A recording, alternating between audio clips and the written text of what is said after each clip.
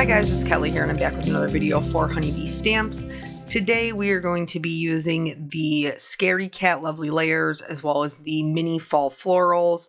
I thought I was going to, no, I did end up using the sentiment set. I apologize. I looked at the one from last year and I almost used that one, but I did end up going with this one, and this one is called Blessings of Fall.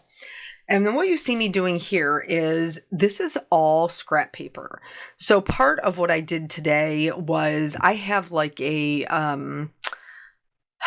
metal tray, like kind of like an in and out tray that you would see in an office that sits on my desk. And this is where I put my scraps. And so every once in a while I have to go through and kind of categorize them by color. And this mini fall florals is something that I have it's been sitting on my desk that I've been wanting to use it since the release. And I decided it was something that I was going to sit down and play around with. But I had just like gone through all of my scraps, and I don't know about you guys, but there are so many times where I don't even realize how much of a certain cardstock like I have cut up. I'm not even gonna tell you how much blue I found, y'all. I found a lot of blue. But anyway, when you're trying to use up your scraps, sometimes you're not gonna have like the perfect match for the color that you're looking for, but that doesn't mean that you cannot, like that you can't use it up. So not all of these were like perfect color matches, but I'm going to show you some ways that you can use that to, like, you can use them even though they maybe are not perfection. So here, just going through and putting them all down on the different colored cardstock, this saves me time in having to make sure I color all of the white pieces parts. So that way I have them, they're done, they have a base color, and then I just need to add the shading versus having to add all of the color start to finish. I think I pretty much used everything I cut except for maybe one little leaf. I think one of the little leaves I didn't use, but everything else I did use. And some of them I cut multiples of. Like I cut 2 of the cone flowers. I cut both of the little wheat pieces. When you're looking through your scraps and you're trying to use them up versus look for that perfect color, lighter colors are going to be your friend. The darker ones will save you from really having to add any shading, but the lighter colors are going to be much more useful to maybe add shading to and turn into other colors if you need to. So just keep that in mind when you're pulling things out. I thought I was going to use the, well, you'll see it when we get there, but I thought I was going to use the cat as well from the Scaredy Cat set. I didn't. I ended up just using the pumpkin. But that one was super cute and it required a lot of black. So while I didn't cut new paper for any of these, some of them were like half sheets or, regular A2 size that I had already cut down, and they had just ended up in my scrap pile because I didn't use them yet. So this, if you do have some scrap colors that are all kind of in the right color family, because sometimes people, have more paper than they do markers. One of the ways that you can get more dimension out of your die cuts is by shading with your gray markers. So here I'm going to show you shading them with gray. Now we recently, one of the videos that I did for Honeybee, we talked about warm colors and cool colors. So yellow is a warm color. I'm going to use warm grays to shade it after I've kind of glued it all together. And normally I don't glue them all together until I do all of my coloring, but this was me just kind of having a play with basically a set that I was super excited to use.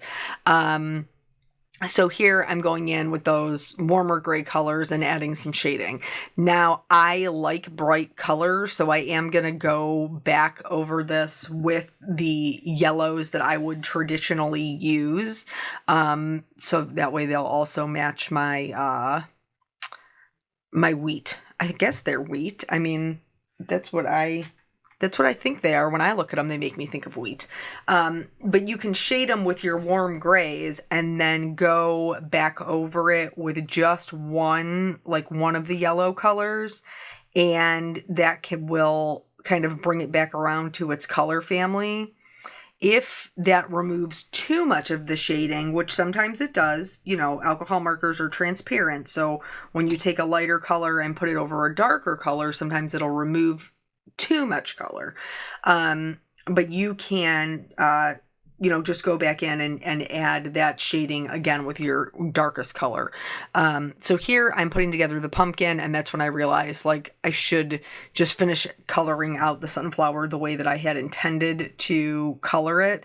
So that way we didn't get confused and have to go back and it get forgotten about.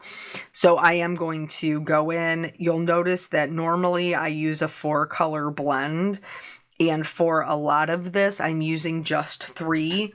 Sometimes I will show you the whole blend, the whole 4-color blend, but I do not use all 4 of the colors, and I'll try to remember to point that out. But using colored cardstock, you guys have heard me say before, it can be a huge, huge time saver for coloring. Now, there are some things, we didn't use the cat in this one. We're not going to see that put together. He is done. He is adorable. But I will use him for another card. He just didn't fit well with kind of what I had going on here. But anyway, what was I going to tell you about the cat? Oh, his face. So his little eyes and his nose all get cut out with the same dye. So for those ones, I probably would do white or a lighter color, just so that I could just color them all whatever they needed to be. For this little pumpkin, he does have a face to be a jack-o'-lantern. And again, I didn't know if I was going more cutesy or more, kind of elegant fall. So I did cut out the little jack-o'-lantern face. I did not end up using it, but I will show you what that would look like if we had. So basically we're just going in, and again, I showed you the 4 colors. I ended up not using the YR07.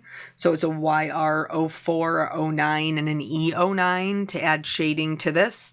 And that is going to kind of mimic the same colors that you'll see in my leaves.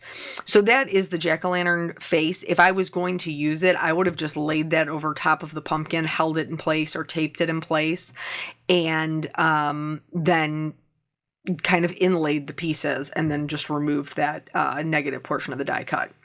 So this one, these 2 colors, one is eggplant and I think the other one is iris.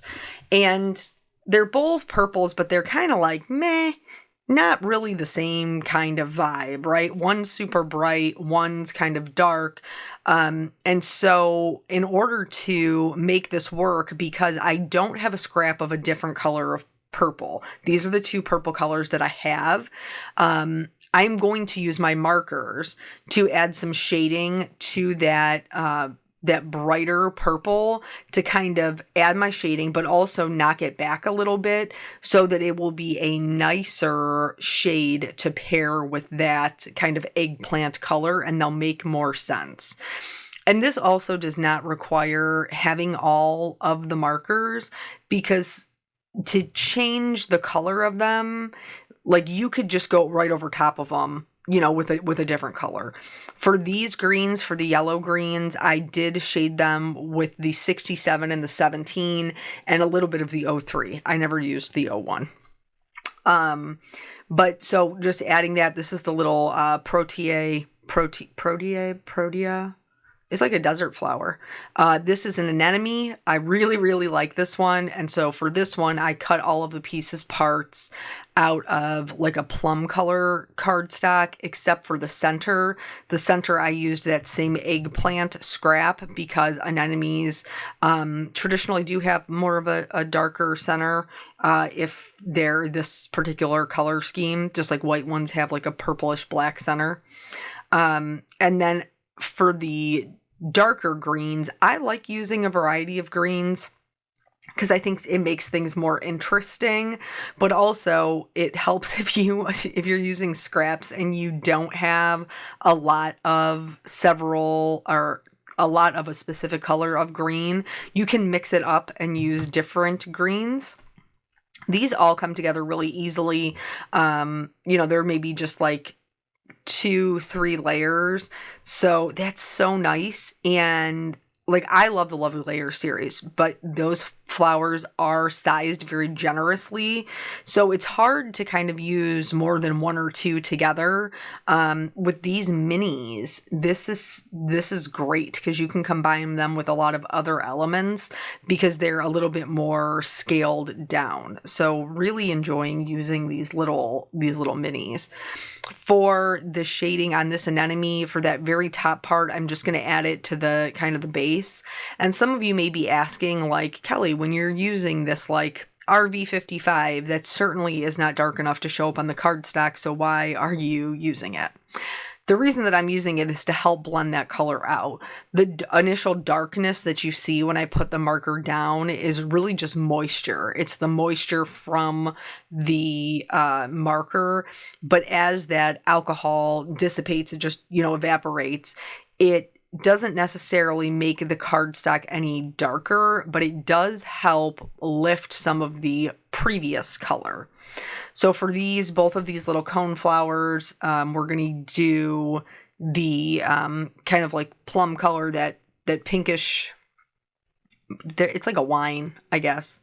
No, a raspberry, a mulberry, raspberry. It's definitely more pink. I think a wine is a more red. I could be just making all of this up. And then the other one is that same kind of purple combination that we have in our scraps that we're making work. So a little bit of mini story time, I guess. Today is my birthday, and sometimes my birthday is super close to Labor Day. It's, Labor Day is always like the first Monday of September, but it just depends on where in the week my birthday falls. So like if my birthday falls on like a Tuesday, that Labor Day isn't until almost a full 7 days later. But this time, my birthday falls on Saturday, so Labor Day is Monday. And there's tons of really good sales going on, by the way. I will try to update my craft deals page. I cannot make any guarantees, though, because I have a lot of other things going on. I will try to get those sales over there together for you guys. But if not, like, Honeybee isn't necessarily having a Labor Day sale, but they always have sales going on in their clearance section.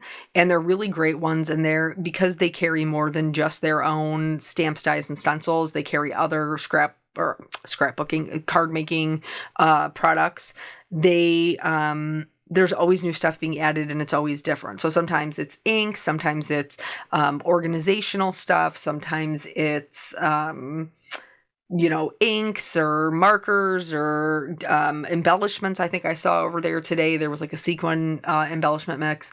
But anyway, it's always being added to. So if you check those consistently, at the top, it'll have a sort by, and you can just change that to newest to oldest, and then you'll always see the newest things that have been added in there. So that way, if you've already been through all 28 pages of sale items, you don't have to go through it again. But anyway, there's always good stuff over there.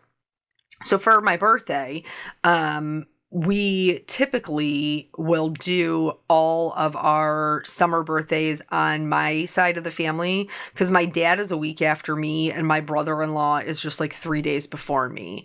So we usually do all of ours together. Well, we also host Labor Day.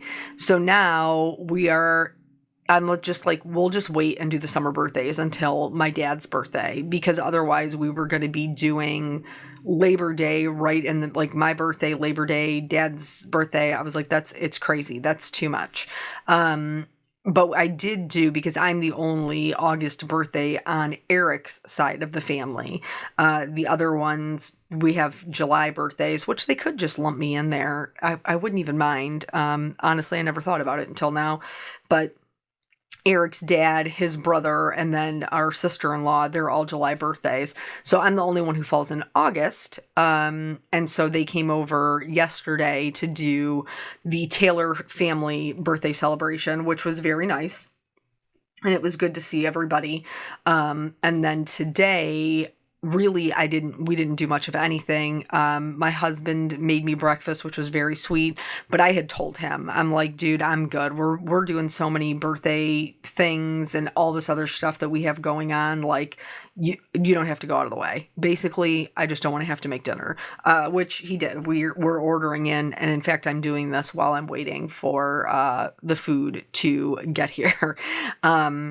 So yeah, so we have that going on, and then the Labor Day. Do you guys does everybody still do cookouts? We do. I mean, we always do for those, like 4th of July, Memorial Day, Labor Day. I mean, and if you think about it, sometimes it's a little morbid that we're doing cookouts for those days, but I guess we are. It is what it is. Let's talk a little bit about what I'm doing here. So here, I wanted to have that really nice, like fall foliage colors incorporated into our little bouquet. So I picked some lighter colors. Remember, I talked about that, how it's easier to kind of transform them. And I took the yellow one and blended it out to a bit of green. The yellow one, you can take any direction. You can take it orange, you can take it red, you can take it any direction. And then I used those pinks on the orange ones to mimic the colors that you see in the pumpkin. So here I've kind of laid everything out. I'm going to do a little bit of rearranging. On the left-hand side there, these are also scraps. So I don't know about you guys, but sometimes I make backgrounds or I have like negative pieces, like this arch is a negative piece of my die cut. And it can be used for another card, and I am too cheap to throw it away. Especially when it's like metallic specialty cardstock like this. Like, I'm not throwing that away. It's not happening. So I just put them in that same like scrap pile. So when I was going through, I tried to pull out as many as I could. I also pulled out 2 white ones, because in the beginning I showed you that vintage layering labels, and I already had 2 white ones that were cut, probably because I used the negative portion. And then I saved the positive for another card. But anyway, like, if you create those things and you don't end up using them, then you can, of course, incorporate them. Like, truly, this whole card was made out of scraps because it's always building. I hardly ever throw colored cardstock away. So once I had everything arranged the way I wanted it, I glued it together. I'm going to move over and do the sentiment. Now, because I'm incorporating the gold in both the background and the frame piece, I decided to stamp this in our metallic gold pigment ink and then heat emboss it on black. So just treating with my anti-static tool, stamping it. I like to stamp it down twice with very light pressure, and then add my embossing powder. I'm letting it preheat before I bring it to the paper just to minimize warping, and then I will cut it out with its coordinating die. So we're about to switch over to making the background, and you're going to notice it's a completely different video. You may have actually already seen the video. These are the Bloom with Grace sunflowers that I illustrated for this release for Honeybee, and that's a whole other video. If you missed it, I can link it below. But I originally created this background when I was making these cards, and I did not use it. So I still wanted you to see how I made it.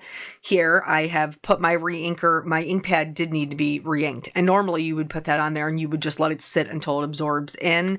I put it in there, and then I kind of worked it in with my little brayer because I wanted to use the brayer on my the Fall Leaves 3D embossing folder. and I put it on the part that was raised up, which means when I put my paper in, which is just like some craft cardstock, when I put my paper in, it will press the gold part down into like the veins and texture of the leaves. When you put the paper in, you do want to try to move it as minimally as possible so you're not kind of smearing the ink all over. And then I always tape it at the bottom with some of my low tack tape, just so that way when I run it through, I'm not risking it moving. And that is how we made that little scrap background. Then for the frame, I am going to pop this up. This is Honeybee's foam. Like it's like their foam tape, but it's very thin, which is kind of nice. So it gives a little bit of lift and like some extra dimension, but it's not anything that you're not going to be able to get into an envelope or that you'll have to pay more to mail. So I'm using that. Now I should have put my pumpkin down first so that I didn't have to try to then rip up my frame later, but I didn't, and now I will have to do that. Here I realized, oh, it's not going to fit. I'm going to have to pull it up. That is my own fault. That's my own doing. So anywho, so we are doing Labor Day on Monday, and my nephew, I think I told you guys this, my nephew, who just recently moved to go to school to be a dentist, he is always like the eater of the pasta salad. I always make pasta salad, but I always make extra because he loves it and I send it home with him. So I told my sisters, I was like, I'm a little sad. I'm going to have to adjust how much pasta salad I make because Jacob's not going to be here to eat it. So yeah, but it'll be good to see everybody. And then the following weekend, we will do everybody's birthday. So it actually works out really nicely because I think you guys probably know this as well. I'm kind of like the cake maker, though my sister-in-law made my cake for the Taylor family birthday celebration, and it was delicious. It was chocolate on chocolate, and she did a wonderful job. But since I'm the cake maker, that means like people feel obligated to make, so I don't have to make my own birthday cake. So when we're celebrating everybody else's, it actually works out really nicely because then I can make cake for my dad or my dad and my brother-in-law. And then there still is cake to celebrate everybody's birthday, and there's more than enough. We certainly don't need 3 cakes. So that way I can kind of get away from having to make my own birthday cake. Do you guys make your own cakes? Do you just order them? I mean, I always I order peanuts now because he wants ice cream cake, so I don't make his anymore. But everybody else's I make. I like baking. I know that's not for everybody. Some people prefer cooking to baking, but I mean, I don't mind either, honestly. Baking's more enjoyable, but, eating the baking is also more enjoyable if you ask me. Anywho, this scrap was slightly smaller than an A2 size card, so I just adhered it to a piece of black so that it had a little bit of a border on the left and right hand side. And then to finish it off, I am going to add some white gel pen highlights, a little bit of shimmer with my, my Zig Clear Wink of Stella, and then also some rhinestones. The rhinestones are from, I think it's the Sweet and Spooky gem stickers. They're like a yellowish, orange, green. They're really great. They change color. They're more like iridescent. I really like those ones. Those are so fun. Iridescent gems are so fun. So for the line on the shoe, like on the boot, like that little added detail, I did use a 0.08. For everything else, I used a 10 because the 10 is just a bit of a thicker line, but the 0.8 fits really nicely into the impression that's left from the die cut. So that is why I used that one. The 0.8s do have a tendency to dry up. I'm sure you saw me kind of playing around with one and then having to pull out another. They do dry up a little bit faster. So anyway, that is the whole card. I hope this inspires you to get out your scraps. Even if it's not the perfect color, you can kind of change things up with coloring them. Thank you. And I did it with markers, but you could also do it with inks. I should have mentioned that like way earlier. Sorry. So thank you guys so much for joining me. I will catch you on the next video. Bye.